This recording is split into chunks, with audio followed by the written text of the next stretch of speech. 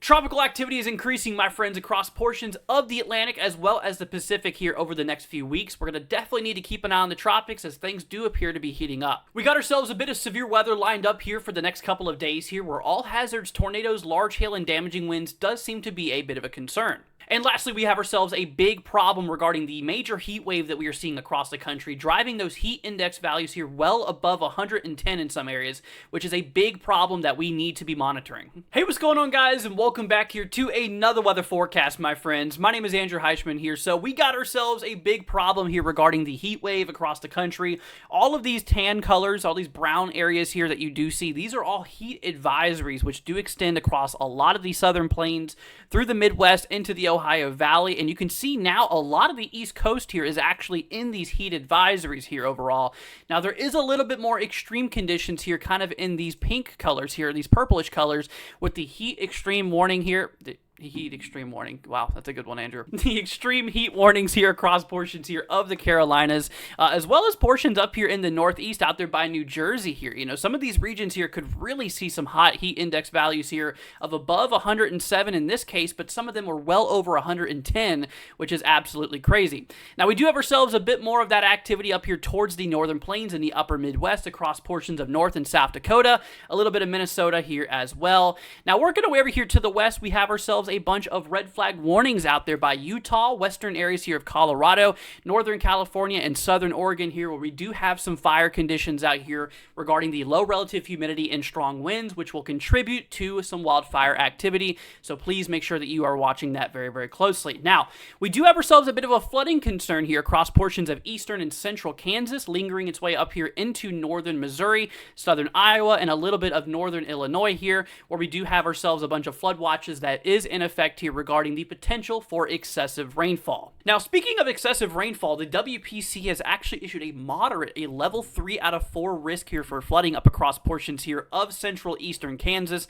and northwestern Missouri, where we do have a lot of those flood watches here. Still, a pretty decent threat here extends across the yellow, which is at least a 15% chance probability of flooding, which goes all the way here from northern Oklahoma into portions of Indiana and even a little sliver of western Ohio. All right, so we're working our way over here into the tropics here. We do have a few systems that we are monitoring here. First of all, taking a look here in the Gulf, as we do have ourselves that disturbance that we have been monitoring here just off the coast here of Texas and Louisiana. We have an overall 10% chance probability of formation out of this storm system, and to be honest with you, I really don't think we're going to have any major development out of this system at all, as it is kind of running out of time. To be honest, I don't think we're even going to have a depression out of this storm here overall. It's definitely not really likely. So, but we do have a little bit of coastal concerns for some of the regions here, as it is driving a lot of thunderstorm activity and a little bit of flooding concerns for some of the regions here of Texas as well as Louisiana. Now, we do have a new system that we're watching here in the eastern Pacific here. This has an overall 30% chance probability of tropical development here in the next 7 days. However, during the next 48 hours, we have a 0% chance, as we're not expecting anything to really occur over the next 2 days.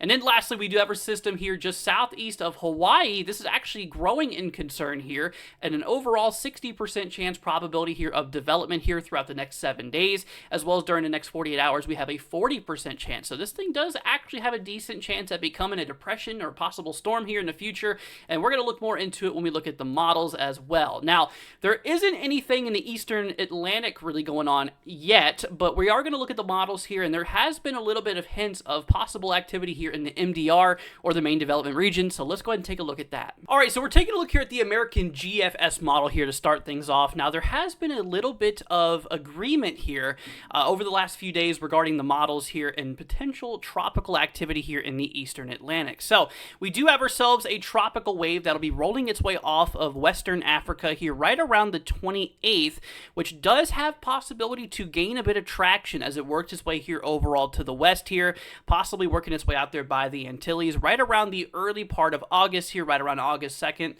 So we're going to have to keep an eye out there for that. Now, this is not super far down in time, not within non-reasonable time frame, but, it is a little bit of support here from the GFS here of potential development. Now, the previous model before that as well, the previous run, also did show that system here as well, so there has been a little bit of agreement here over the last few models. So let's go ahead and hop our way over here into the Euro, or the ECMWF here with this storm system. So, the same wave does go off of Africa here, and actually the Euro does have a little bit of possible development here with that system as we do work our way here to the west here. So to be honest, I really wouldn't be surprised if here by today or tomorrow we have a new area of potential development here in the eastern Atlantic. So we'll make sure to keep you guys weather aware and updated on that as well. Now, it's obviously good to look at other models to get other model opinions here. So let's look at the CMC here. So we work our way down in time, and the CMC model really doesn't have as much activity as what the GFS and the Euro does have overall. So,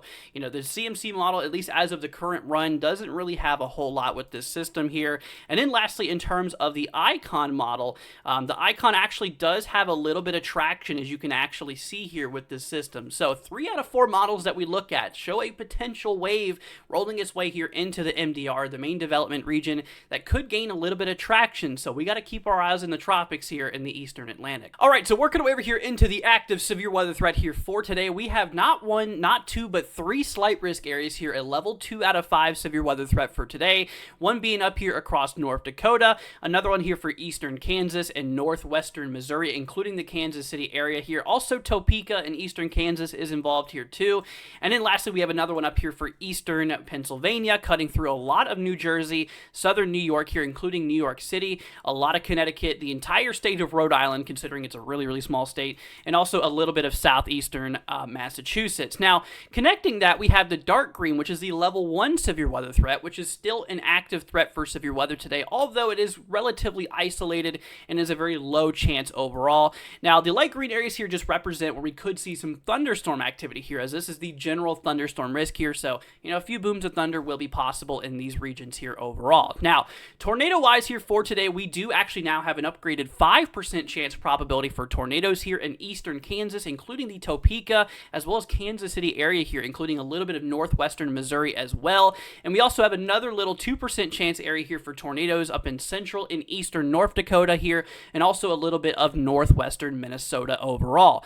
Now, in terms of damaging winds, we do have ourselves, you know, every slight risk here in the 15% chance probability here for damaging winds, the brown indicating a 5% chance. These regions here could see the potential of gusty winds upwards of 60 miles an hour. Once again, 15% chance here in the yellow and a 5% chance here in the brown. Now, lastly, in terms of hail, we just have a hail threat for the northern plains and a little bit out there here in eastern Colorado, out by the Denver region, a 5% chance for hail for the potential diameter here between 1 and 2 inches. And then up north, we do have a greater concern out there for hail, especially in North Dakota here with that 15% risk overall for hail. Once again, between 1 and 2 inches in diameter does seem to be kind of what we're expecting here in terms of hail size. And then, of course, we do have ourselves the 5% chance that does extend out beyond that. So now we work way over here into tomorrow. Now, tomorrow shouldn't be as active, but we still do have a couple of areas here of concern. We have areas out there by Montana, the northern plains, South Dakota, a little bit of Nebraska, a little bit of Colorado, a little bit of Minnesota here as well in that first area. Then we have another little area here for potential severe weather up here across portions of Iowa, Missouri, Illinois, Indiana, Michigan, portions of Ohio, Pennsylvania, West Virginia, Maryland, Delaware, and a little bit of southern New Jersey here as well. Now, tornado probability for tomorrow, we do have a little chance for tornadoes up here in eastern North Dakota again here and northwestern Minnesota, although not as great of a concern here as comparing to that 5% that we have up here in Kansas. So it shouldn't be as significant, or it shouldn't be as likely, but still a little bit of a risk is still there for tomorrow. Now, in terms of damaging winds, we do have both areas here in the 5% chance overall probability here for damaging winds, which we could see some gusts upwards of 60 miles an hour within some of those storms. So we do need to look out for the damaging wind possibility. And then lastly, in terms of hail, we do have these 2 little areas here for potential hail between 1 to 2 inches in diameter.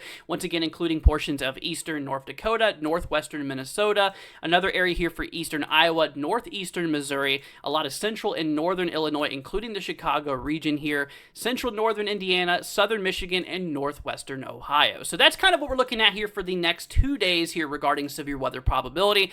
And for day 3, the day after tomorrow, we have a risk across the upper Midwest and the mid-Atlantic, although probabilities are not yet available as it is the day 3 outlook. But alrighty, my friends, well, that's going to go ahead and wrap up this update. If you guys did enjoy it, consider leaving a like and hitting that subscribe button. It'll be much greatly appreciated. If you guys could also share this too, just to help spread the word, that way we can help spread awareness and help keep you guys weather aware and prepared.